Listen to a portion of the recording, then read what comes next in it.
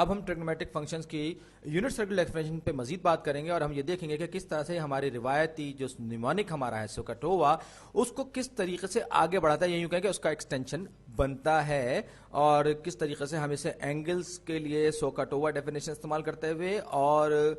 سوکاٹووا کی مدد کرتے ہوئے ہم اسے استعمال کر سکتے ہیں. تو یاد رکھیے میں تھوڑا سا اس ڈائیگرام کو جو کہ میں نے ویکیپیڈیا سے ڈاؤن لوڈ کی ہے تھوڑا سا گندا کر دوں تو سوکاٹووا جس کو اصل میں نے بیک گراؤنڈ کے طور پر لیا، سوکاٹووا یعنی کہ sign is equal to opposite over ہائپوٹینیوس، cosine is equal to adjacent over ہائپوٹینیوس اور tangent is equal to opposite over adjacent. تو یہاں پر ہم بات کر رہے ہیں رائٹ اینگل ٹرائنگل کی، اور رائٹ اینگل ٹرائنگل میں جیسے ہم نے پچھلی کئی ویڈیوز میں دیکھا ہے کہ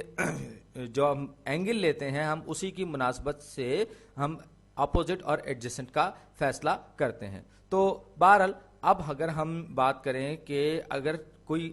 اینگل 90 ڈگری کے قریب پہنچا یا 90 ڈگری پر پہنچ رہا تو یہ ٹرائنگل بنتی نہیں ہے، اور وہاں پر پہنچتے ہوئے یہ سوکاٹووا کی جو ڈیفینیشن یا نیمونک جو ہے وہ ہمارا سمجھ لیجئے کہ کام کرنا چھوڑ دیتا ہے، ہمارے لیے کسی کام کا نہیں رہتا، بیکار ہو جاتا ہے. تو میں اس سب کو مٹا دوں، یہ مٹایا میں نے اس کو، یہ بھی مٹایا، یہ بھی مٹایا، یہ مٹا مٹا مٹا مٹا، اور میں ایک بار پھر بتا دوں یہ میں نے ویکیپیڈیا سے یہ ڈائیگرام لی ہے. اور اب یہ دیکھیے کہ میں جیسے کہہ رہا تھا کہ یہ یونٹ سرکل ڈیفینیشن جو ہے وہ سوکاٹووا کو ایکسٹینڈ کرتی ہے، ایکسٹینشن فراہم کرتی ہے اور اس کے ساتھ کنسسٹنٹ بھی ہے. تو یہ ہم نے ایک یونٹ سرکل لیا ہوا ہے جس کا پوائنٹ آف اوریجن جو ہے وہ 0 0 ہے، اور یہ جہاں پر ایکس ایکسس کو انٹرسیکٹ کرتا ہے 1 0 اور -1 0، وائی ایکسس کو یہ 0 1 اور -0 1 پہ انٹرسیکٹ کرتا ہے. یعنی اس یونٹ سرکل یعنی سرکل کی جو ریڈیس ہے وہ 1 ہے، اور اگر میں کہتا ہوں کوئی سا بھی تھیٹا، کوئی اینگل جس کو میں کہتا ہوں کوئی وہ تھیٹا ہے وہ میں لوں، اور اینگل کا آپ کو پتا ہے کہ دو لائنز کے انٹرسیکٹ کرنے کی جیسے بنتا ہے، تو اس کی جو پہلی جو لائن ہے وہ فرض کر لیجئے وہ بالکل ایکس ایکسس پر واقع ہو، یعنی کہ 1 اور 0 کے درمیان یہاں پر یہ لائن ہو،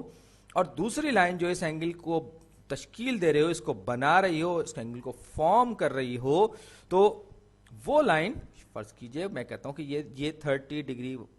پر یعنی کہ یہاں پر ہو، یعنی کہ یہ جو اینگل ہے یہ 30 ڈگری کا، تھیٹا جو اینگل ہے یہ 30 ڈگری کا ہو. اور اس صورت میں ہم یہ کہیں گے کہ جو ایکس کوآرڈینیٹس اس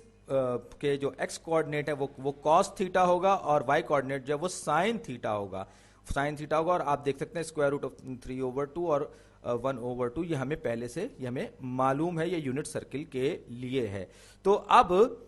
یہ تھیٹا کیونکہ 30 ڈگریز کا ہے تو 30 ڈگریز کا مطلب کیا ہوتا ہے π/6 ریڈینس، یعنی اگر آپ ڈگریز میں لیں گے تو یہ 30 ڈگریز کا ہوگا، اور اگر آپ اس کو ریڈینس میں لیں گے تو یہ π/6 ریڈینس کے برابر ہوگا. صرف میجرمنٹ کا فرق ہے، لیکن یہ جو اس کے جو کوآرڈینیٹس ہیں، یا وائی کوآرڈینیٹ 1/2 ہوگا اور ایکس کوآرڈینیٹ اس کا اسکوائر روٹ اوور 3 کے برابر ہوگا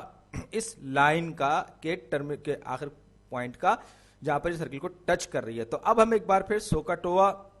کی ڈیفینیشن اگر یہاں پر ہم استعمال کرنا چاہیں اس یونٹ سرکل میں، اور ہم یہ دیکھنا چاہیں کہ ایکس کوآرڈینیٹ کاس تھیٹا کے برابر ہوتا ہے یا نہیں، اور سائن تھیٹا جو ہے وہ وائی کوآرڈینیٹ کے برابر ہوتا ہے یا نہیں، تو وہ ہم کیسے دیکھیں گے. اس کے لیے میں تھوڑا سا اس پہ کچھ کاروائی کروں گا. یہ میں نے مٹایا سب کچھ جو میں نے ابھی لکھا تھا، یہ اچھی بات ہے کہ یہ بیک گراؤنڈ میں یہ نہیں مٹ رہا. اب ایک بار پھر میں کیا کروں گا، میں یہاں پر ایک ٹرائنگل ڈرا کرنے کی کوشش کروں گا،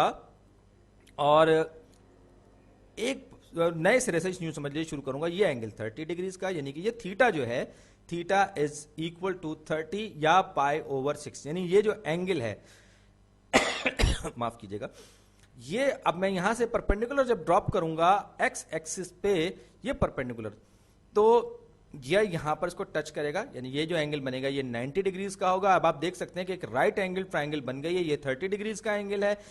رائٹ اینگل کا مطلب ہوتا ہے 90 ڈگریز کا. دو اینگلز ہمیں معلوم ہوگا تو تیسرا اینگل کیا ہوگا 180 में से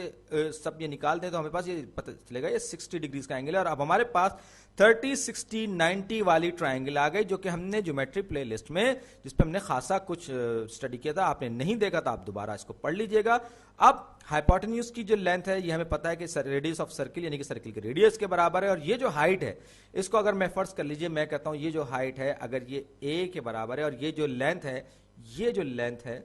ये लेंथ जाहिर बात है ये यूनिट सर्किल है, तो ये लेंथ हाइपोटेन्यूज की लेंथ 1 यानी 1 के बराबर है, और ये जो हाइट है ये मुझे अभी नहीं मालूम, लेकिन ये है कि ये कोऑर्डिनेट्स हैं, तो ये हाफ इसकी लेंथ होगी, इसकी हाइट जो होगी एक्स एक्सिस, यूं कहें कि वाई कोऑर्डिनेट जो है इसका, यानी कि इसकी हाइट जो होगी लाइन की वो हाफ होगी, क्योंकि मुझे कोऑर्डिनेट्स दिए हुए हैं। इसी तरीके से जब हम बात करेंगे एक्स कोऑर्डिनेट की, तो ये स्क्वायर रूट 3/2 के बराबर होंगे। ये लंबाई जो है स्क्वायर रूट 3/2 के बराबर होगी, क्योंकि ये जो पॉइंट है यहां पर हमारे सामने, ये इसके कोऑर्डिनेट्स भी हैं जो हमें पहले से दे दिए गए, या यूं कहिए कि हमें पहले से मालूम है। अब इस सूरत में ये क्या, ये बात जिसको कहना चाहिए कि ये जो फासले हैं इनको हम अगर बात गौर से देखें तो दरअसल ये एक राइट एंगल ट्राइंगल में स्क्वायर रूट ऑफ 3/2 जो है वो इस ट्राइंगल का बेस या एडजेसेंट साइड है, और हाफ जो है वो इसका अपोजिट साइड, या यूं कहें कि इसका परपेंडिकुलर है। और यही चीज जो है ये आप अगर देखें ये कॉस थीटा और साइन थीटा और साइन थीटा है या नहीं है ये मुझे मालूम करना है। तो सबसे पहले मैं लिखूंगा सो का टोआ, तो का मैं मालूम करूंगा पहले कोसाइन। तो कोसाइन किसके बराबर होता है? कोसाइन बराबर होता है एडजेसेंट ओवर हाइपोटेन्यूज। यहां मेरे पास एंगल के साथ जो 30 डिग्रीज का एंगल है, इसके साथ जो एडजेसेंट साइड है,